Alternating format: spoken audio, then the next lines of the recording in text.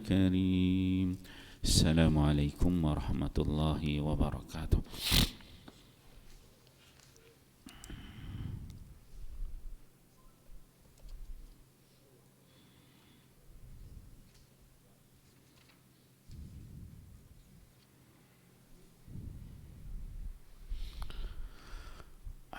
Bab ilmu dan zikir. Kelebihan Al-Quran. Hadis keempat. An Abdullah bin Amru anna Rasulullah sallallahu alaihi wasallam qala: As-siyamu wal Qur'anu yashfa'ani lil 'abdi yawm al-qiyamah. Yaqulu as-siyam: Ay Rabbi mana'tuhu ta'ama wasyahwata fashaffi'ni fihi. Wa yaqulu al-Qur'an: Mana'tuhu an-nawma bil-layli fashaffi'ni fihi. Qala fayashfa'ani lahu. Rawahu Ahmad wa Tabrani fil Kabir. Wa rijalu Tabrani rijalu sahih Majma' Zawaid.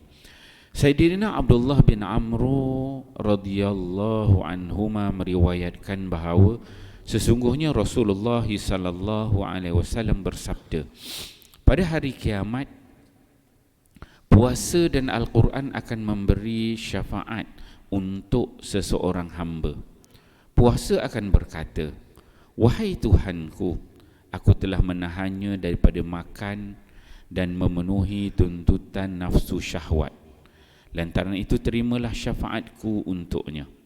Al-Quran pula berkata, wahai Tuhanku, aku telah menahannya daripada tidur pada waktu malam, yakni dia sentiasa membacaku dalam solat sunat pada waktu malam.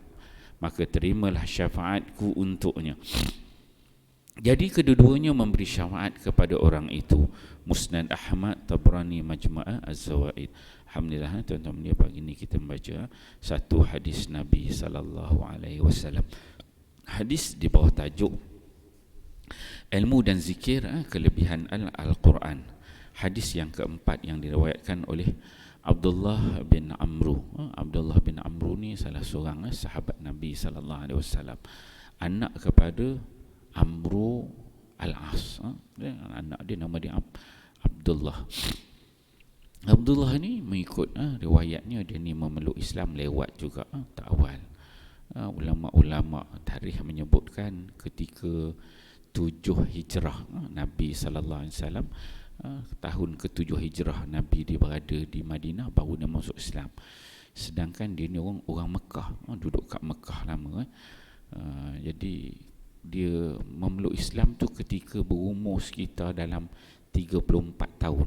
Nabi hijrah ketika itu dia umur dalam 27 tahun. Selepas 7 tahun dah umur 34, baru dia masuk Islam. Disebutkan bahawa ayah dia Amru Al-As tahun selepas dia Islam, baru ayah dia Amru Al-As memeluk Islam. Abdullah ni banyak kisah yang menarik tentang Abdullah.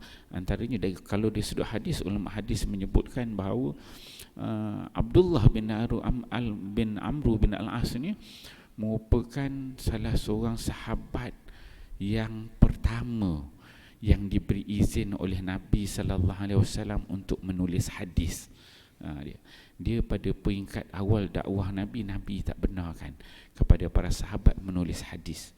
Nabi sebut la taktubu anni syai'an ghairal Quran wa may yaktub anni falyamhu. Gitu kata Nabi. Nabi kata kepada para sahabat, jangan kamu tulis daripada aku ini selain daripada Quran.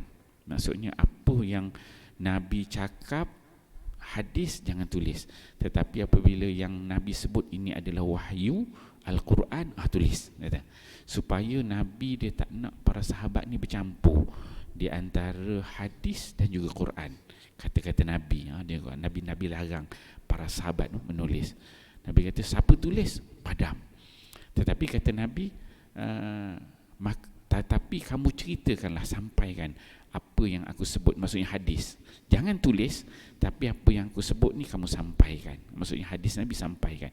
Yang boleh tulis Quran saja, dan Nabi larang mendustakan kepada Nabi sallallahu alaihi wasallam. Abdullah bin Amr bin Al-As ni dia seorang yang terpelajar, orang yang cerdik, pandai, dan dia menguasai antaranya bahasa Suryaniah, Suryani, bahasa-bahasa lama. Dia pandai menulis, orang yang educated lah, golongan bangsawan. Jadi dia merupakan antara yang terawal yang Nabi beri keizinan untuk menulis hadis Nabi sallallahu alaihi wasallam. Itu antara kelebihan dia. Dan disebutkan dia ada satu nama dia As-Sahifah As-Sadiqah. Saya rasa pernah cerita dulu. As-Sahifah As-Sadiqah, yang mana dia menulis hadis-hadis Nabi. Dalam tu terdapat 1000 hadis Nabi. Dan Imam Ahmad dalam musnad dia, musnad Imam Ahmad, disebutkan dimasukkan hadis-hadis tersebut kebanyakan. Dan ulama hadis mengatakan kalau melihat dari sudut hadis, Abdullah ni dia ada meriwayatkan sekitar 700 hadis Nabi sallallahu alaihi wasallam. Orang yang tawaduk, yang rendah diri. So dalam hadis ini dia menyebutkan bahawa Nabi sallallahu alaihi wasallam menceritakan, bersabda, Nabi kata ada dua perkara. As-siyam, yang pertama ialah puasa, dan yang kedua ialah Al-Quran. Kata Nabi dua perkara ni, puasa dan Al-Quran ni, yashfa'ani lil abdi yaumal qiyamah. Dua perkara ni dia memberi syafaat kepada hamba pada hari-hari kiamat. Yang Nabi sebut yaqulus siyam, pada hari kiamat nanti orang yang berpuasa, yang banyak puasa, puasa wajibnya, puasa sunatnya, pada hari kiamat nanti puasa ni akan berkata, ay rabbi mana'tuhu ta'am wasyahwah fasyafi'ni fihi. Puasa pada hari kiamat, amalan kita pada hari kiamat ni dia akan bercakap. Pada hari kiamat nanti, hari ni tak boleh lah kita puasa tak bercakap. Kita baca Quran tak bercakap dengan kita. Cuba hari ni baca Quran cakap dengan kita, mau melompat balik kan. Tapi ni puasa, amalan kita tu pada hari akhirat nanti dia akan dizahirkan oleh Allah Subhanahu Wa Taala, dan dia bercakap. Dia berkata, wahai Tuhanku, mana atuhu ta'am, ni hamba engkau ni, aku ni puasa ni, aku telah menahan dia daripada makan pada siang hari. Wasyahwah, dan juga dia ni tidak dapat memenuhi tuntutan syahwat dia. Maka wahai Tuhan, fasyafi'ni fihi, maka disebabkan aku ni menyusah dia, tak dapat makan, tak dapat tuntutan syahwat, maka wahai Tuhan, kau berilah syafaat kepadanya dengan sebab aku puasa.